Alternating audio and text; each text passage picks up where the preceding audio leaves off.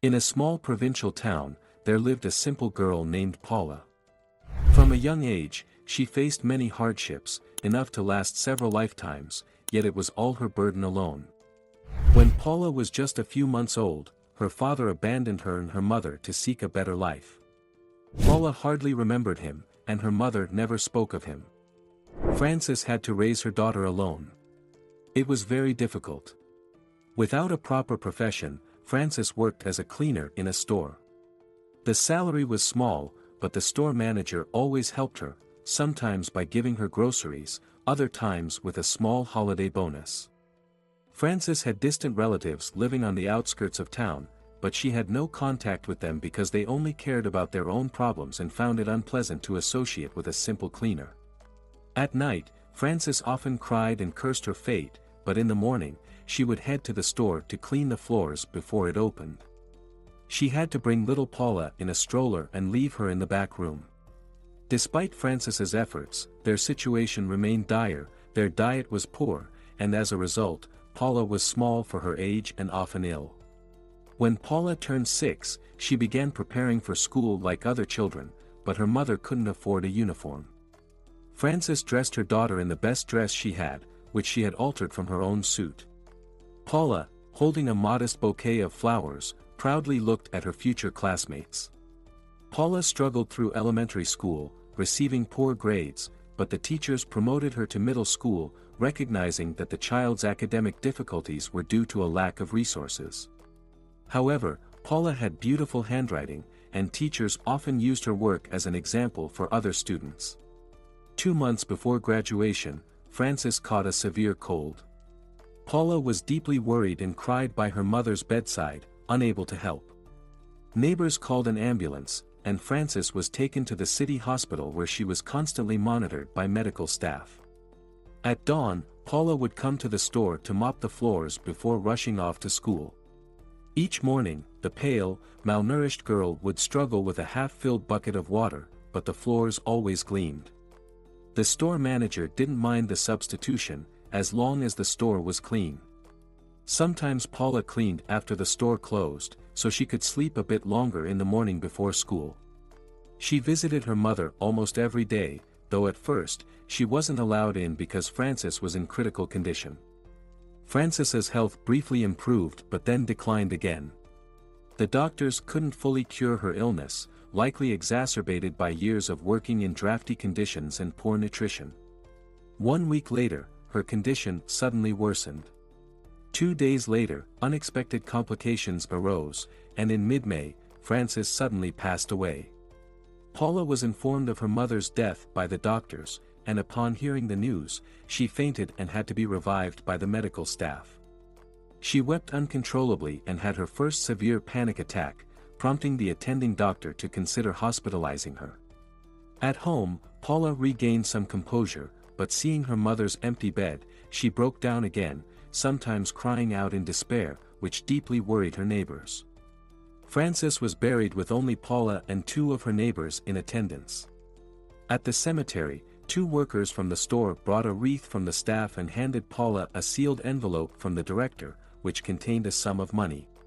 Paula passed her final exams but did not pursue college.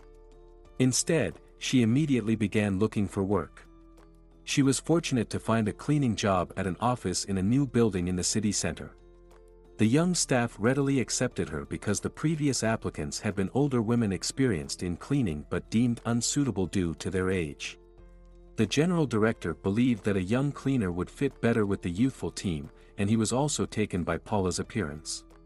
Initially, the office staff laughed at the young cleaner, but Paula ignored the teasing, and the jokes soon stopped. She valued her job greatly and performed her duties meticulously.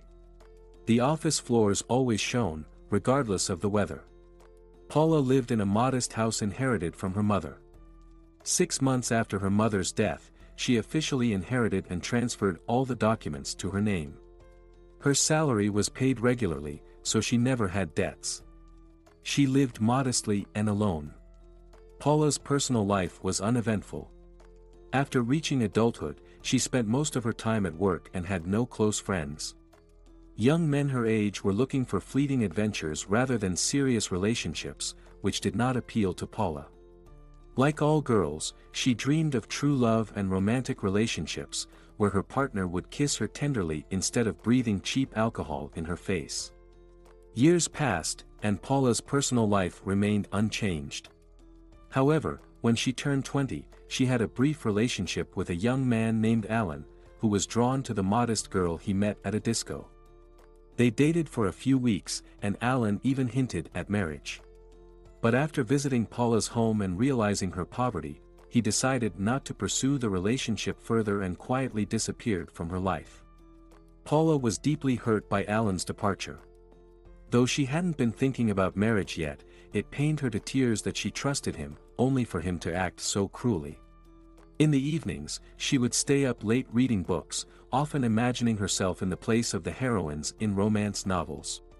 Her house had a small library, which fueled her love for reading.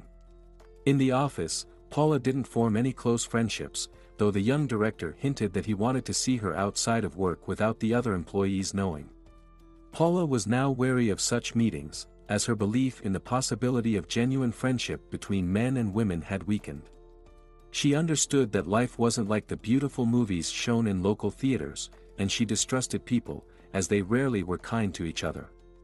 This was evident in the office dynamics, where everyone aimed for the senior manager position and were often willing to resort to unkind actions to secure it. As a cleaner, Paula was often unnoticed but was aware of many things happening in the office. People would discuss their issues or intricate schemes in her presence, not considering her as someone who could comprehend or reveal their secrets. Paula knew a lot but never shared anything with anyone. She was an inadvertent keeper of some confidential information. She didn't expect any major changes in her life, but fate had a significant test in store for her. One winter evening, as she was returning from work, she saw an elderly man in a small snow-covered park. Despite the approaching blizzard, he sat on a bench, seemingly lost in thought or perhaps dozing, oblivious to the snowfall and strong gusts of wind. The man held a beautiful leather briefcase, which clearly did not belong to him, as such an item was typically owned by wealthy businessmen or company executives. At first, Paula hesitated to intervene in a stranger's life, but it was clear that the lonely and seemingly homeless man needed help. "If I walk by and he freezes to death, how will I live with that?" Paula whispered to herself. "No, I can't let him freeze." "Good evening," she addressed the stranger. "Why are you sitting out in the cold? A blizzard is coming soon. Do you have nowhere to go?" "I'm already home, my home is the street." "Wait, let me take you to my place. I live nearby, there's a place to warm up. You won't inconvenience me, and I can give you hot tea with raspberry jam to keep you from getting sick. Why do you care about a homeless old man? You're young and pretty, your husband must be waiting for you at home. I'm not married and I live alone, so no one is waiting for me. My house has 2 rooms, and I can offer you one for temporary shelter. Please don't refuse, I won't leave you out here. The blizzard is starting, and the wind is getting stronger. You could freeze. My home is warm, and you'll warm up quickly." The elderly stranger clearly hesitated. On one hand, he was already quite cold, but the idea of going home with an unknown young woman made him wary, as he had long since lost faith in the selfless kindness of others. The temptation to be warm and have some hot tea was strong, so after a brief hesitation, he agreed. While he took off his coat in the hallway, Paula put a kettle on the stove to make fresh tea and searched the fridge for jam. She always had good tea. With every paycheck and advance, she bought a packet of real tea and stored it in a special tin box. The unexpected guest went to the bathroom and thoroughly washed his hands. It was clear that he had once been a cultured person, used to taking care of himself, and had become a drifter due to circumstances beyond his control. In the light, Paula could see him better. He was about 60, hunched over. They introduced themselves. Tony had once been a certified specialist, worked at a factory, lived in an apartment, and had a family, but all that was in the past.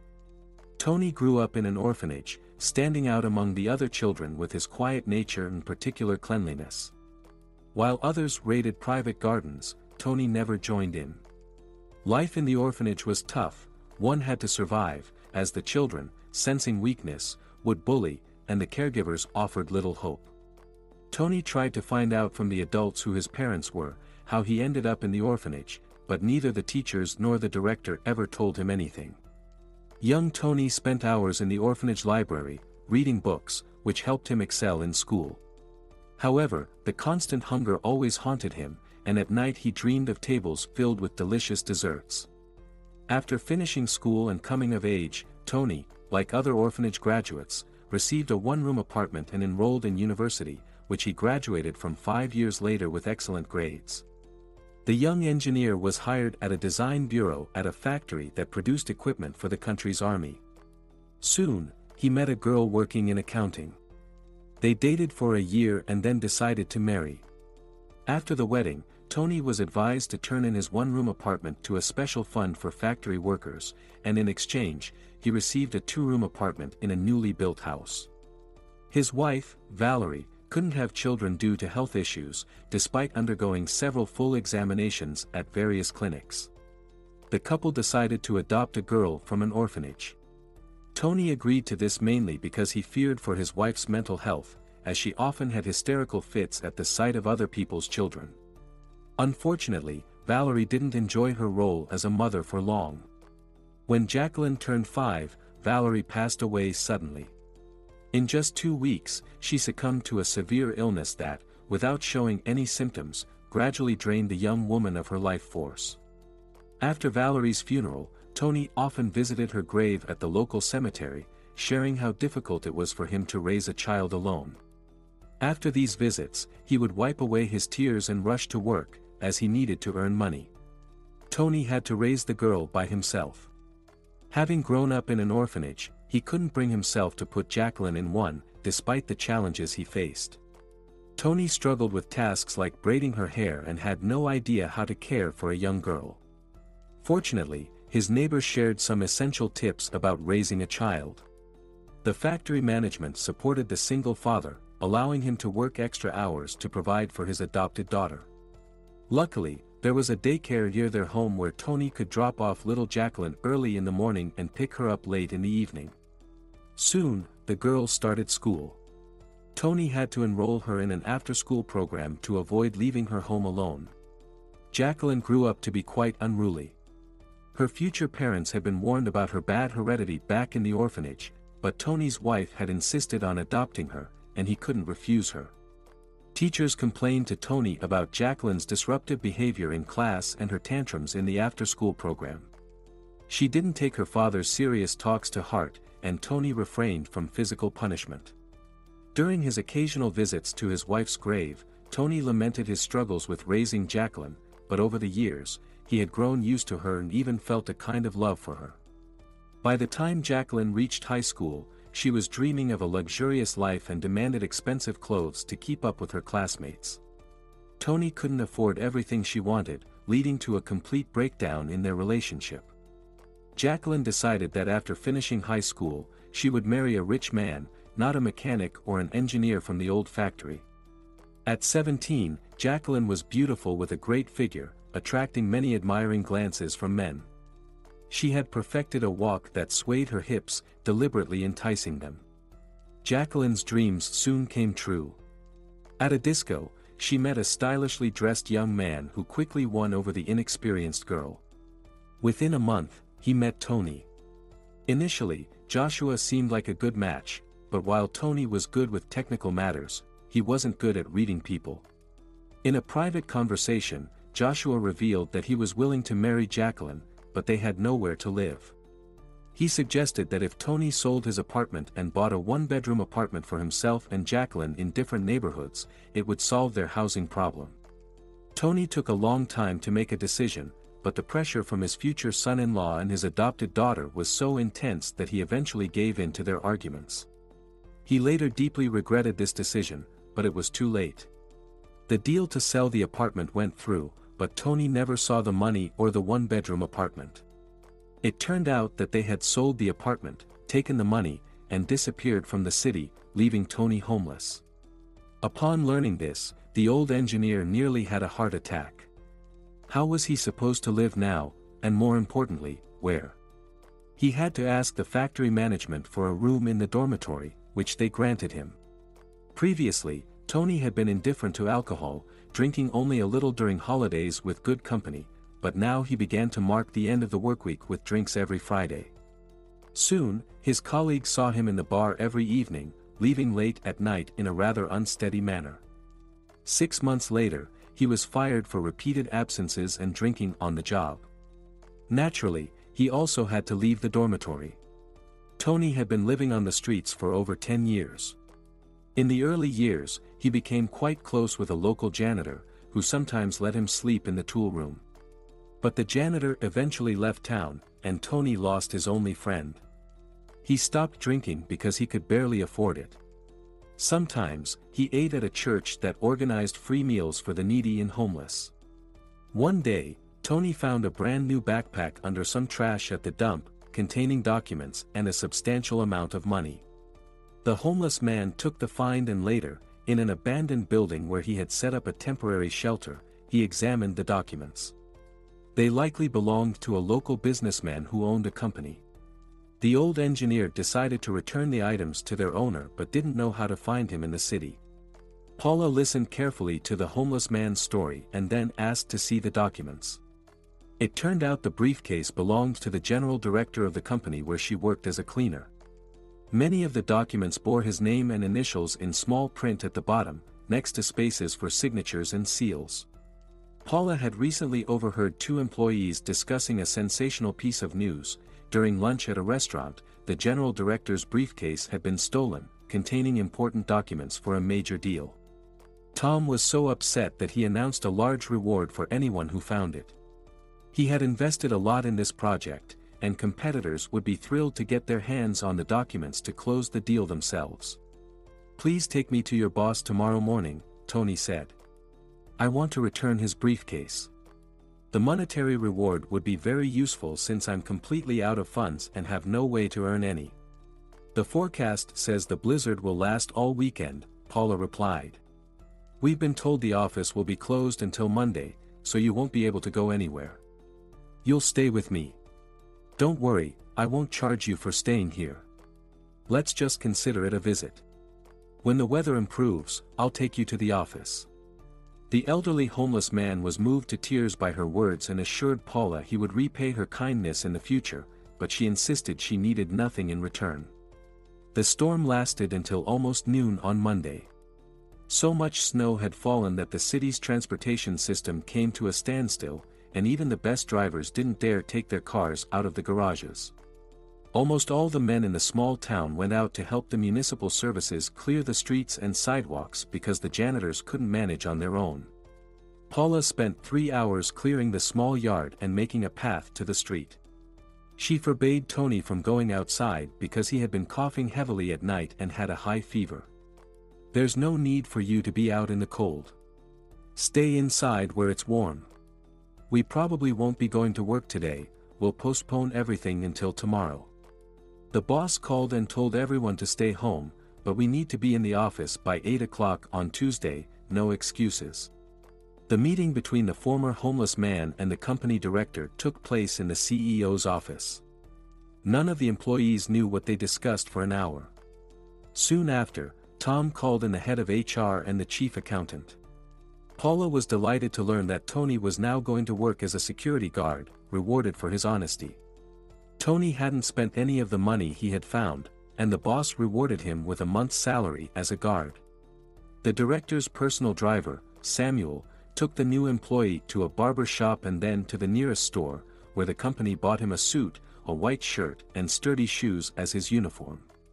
Tony was transformed, the suit highlighted his figure, and the new haircut and clean-shaven face made him look younger. He now greeted employees with a smile every morning and was the last to leave, handing over the premises to the night guard. Tony lived with Paula, referring to himself as the grandfather. With his first paycheck, he bought a large shortbread cake from the bakery and 2 packs of premium tea. "Why did you buy this particular cake? Don't you like sponge cake?" Paula asked. "The thing is, sponge cakes are soaked in brandy, and I'm now living a sober life." Plus, my late wife used to bake these shortbread cakes masterfully for family celebrations. Tony wanted to contribute to the rent, but Paula refused. So, the former homeless man made a condition that he would either buy groceries or give Paula money for them. Otherwise, I'll move to the dormitory. Tom said it would be no problem to arrange a separate room for me there. Living with the old man was easy for Paula, and she found it less lonely. There was always someone to talk to, and Tony, whom she now called Grandpa, had many life stories to share and could give wise advice. By nature, Tony was sociable. While working as a guard, he met and became quite close friends with a young doctor who often visited their boss, his more successful friend. Brian had once been a successful surgeon with great ambitions, performing successful operations and held in high regard by the city hospital administration. But family circumstances forced him to leave and work in a city clinic, listening to the complaints of pensioners. Brian had previously lived with his parents in a suburban cottage. One day, they took out a large loan, using the house as collateral, but couldn't repay it. The bailiffs repossessed the cottage, forcing Brian to move into a modest house inherited from his late grandmother. He had to arrange for his parents to undergo compulsory treatment for alcoholism and later move them to a nursing home where they received round-the-clock care. Both pensions went towards paying for their treatment and accommodation. Most of Brian's earnings were spent on supporting his parents, as their pensions were minimal. As a security guard, Tony often overheard conversations among employees. One day, he happened to overhear a discussion between the CEO, Tom, and a local fortune teller who had been trying to catch Tom at the office entrance for days, as she hadn't been issued a pass. "I see you have serious health problems, and you are in mortal danger if you don't have surgery soon. I know a good surgeon who can resolve this issue for a modest fee. There's no need to worry. I have an old friend who can handle this easily, and I ask you not to bother me again. Tony, please ensure this woman never enters the office. If she appears again, call the police immediately." Tom decided to verify the fortune teller's claims because he had been feeling some deterioration in his health recently. At the end of the day, he would be extremely fatigued, so he turned to his longtime friend to check his health. Brian conducted an examination but found no pathologies requiring urgent surgery. "You need to take some vitamins and certain stimulating medications, perhaps get some 4 drips to cleanse your blood, but I wouldn't advise surgery." The businessman followed his friend's recommendations, and after 3 weeks, he felt much better. An investigation revealed that the fortune teller had been hired by competitors aiming to sideline Tom temporarily to snatch a lucrative contract for building a new entertainment complex in the city's Central Park. Law enforcement took an interest in the fraudster, and as a token of gratitude, the businessman gave Brian some money to build a clinic, fulfilling Brian's lifelong dream. Years passed. Tony continued living with Paula and was about to retire when he suddenly lost consciousness at his post. Paramedics took him to the city hospital. In the ICU, Tony unexpectedly fell into a coma, and outsiders were not allowed to visit the critical patient. Paula would stop by the hospital on her way home, but no matter how much she pleaded, she couldn't see Tony. The ICU had strict visitation rules. A week later, Paula scheduled a meeting with the CEO and requested time off to care for Tony. "They don't allow visitors in the ICU, but they urgently need orderlies for patient care, so I want to work there to personally look after my grandfather. I understand your dedication and am generally okay with it, but the office will get dirty in your absence since we have no other maintenance staff. I can do the cleaning after all the employees leave." "Then why do you need time off? You can work on a different schedule, and I'll notify the building security. Tony is a valuable employee. You know he was once a highly skilled engineer before he ended up on the streets. I was thinking of making him a technical consultant, but then he suddenly fell ill. I'm sure he will recover, it's important to be there for him. Some doctors say that patients in a coma can still hear and feel, so I want to be close to him." While working at the city hospital, Paula met a fairly attractive orderly named Benjamin, who was raising a young son alone because his wife had left them and moved out of town.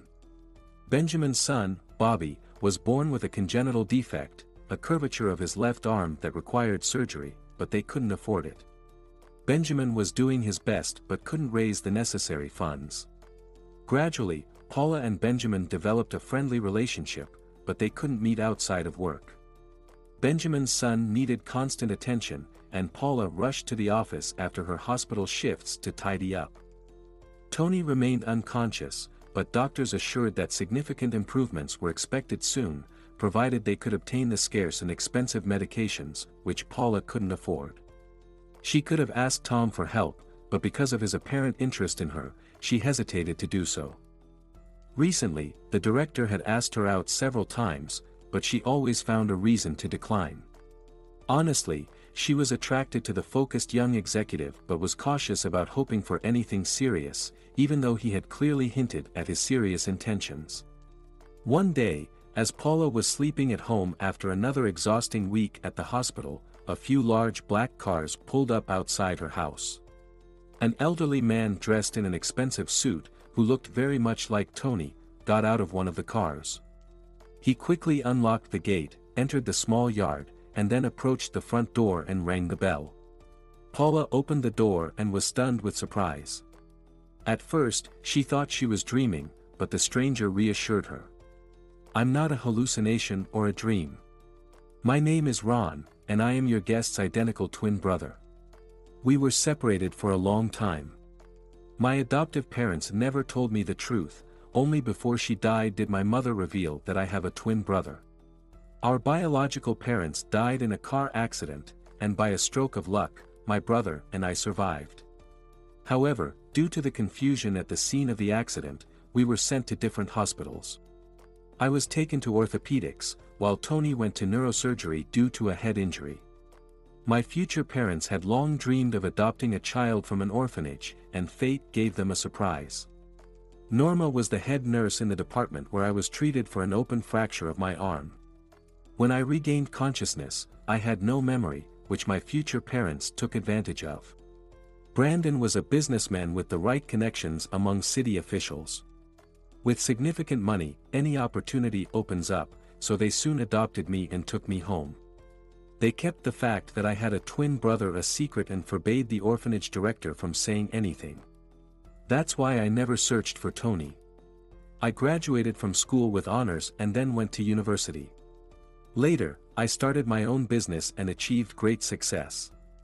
I am now a billionaire, with my enterprises not only abroad but also in this country.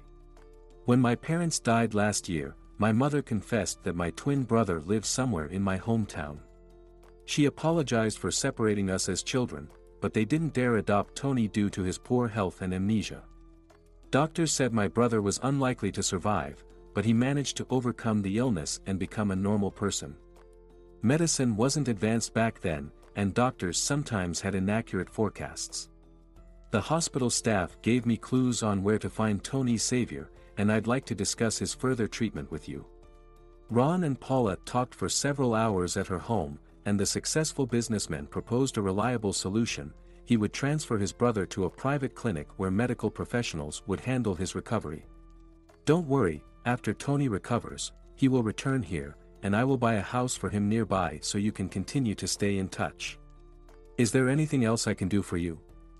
Paula was initially overwhelmed by this sudden turn of events but quickly composed herself and realized that she had a chance to help Benjamin get treatment for his son. She hesitated to travel to another city with Tony, even though Ron could arrange that. I have one request. My friend has a son who suffered an injury during birth. He has partial arm deformity and needs surgery, but his father doesn't have the money. If you could help, I couldn't ask for more. You saved my brother when he was nearly freezing on the streets, took in a complete stranger, warmed him, and gave him a room. I owe you, and I am happy to fulfill your request. Consider the child already operated on, the best doctors in this city will take care of it. Thus, Paula unexpectedly managed to resolve almost all the issues that had been troubling her. Soon, Ron left but left a large sum of money for Paula. The modest Paula had never seen such a sum before, but it would soon come in handy. Events began to unfold very quickly. Tony was moved from the city's intensive care unit to an airfield, where a plane was waiting for him. Within a few hours, he was delivered to a private clinic. Brian performed the surgery on little Bobby at his clinic, as he was considered the best surgeon in town. The operation was a success. Unfortunately, not everything in life goes as planned. The boy's father was tragically killed in an accident while returning from the hospital. He was struck by a car right near his home. The police quickly found the culprit, who had been sleeping in the cab of his truck parked outside his house. The investigation revealed that the driver was drunk and didn't notice the pedestrian at the intersection. Upon hearing about the tragedy, Paula left her job and went to Benjamin's home, as the little boy was left unattended with no one to care for him. Years passed, Tony fully recovered and returned to the city. His twin brother bought him a small house near the office, where the former vagrant continued to work. Brian managed his clinic, and many businessmen scheduled appointments in advance. The talented surgeon not only performed surgeries but also consulted students from the local university. Ron frequently visited his brother. The two siblings had much to talk about and reminisce, but Ron could not live permanently in the city. He needed to oversee his enterprises and manage his vast conglomerate. Paula adopted little Bobby and no longer worked as a cleaner. Tom had finally proposed to her, and she couldn't refuse. The CEO had always had a soft spot for the modest girl and secretly loved her. Now they lived as a happy family and planned to have a sister for Bobby soon, so he would have someone to play with.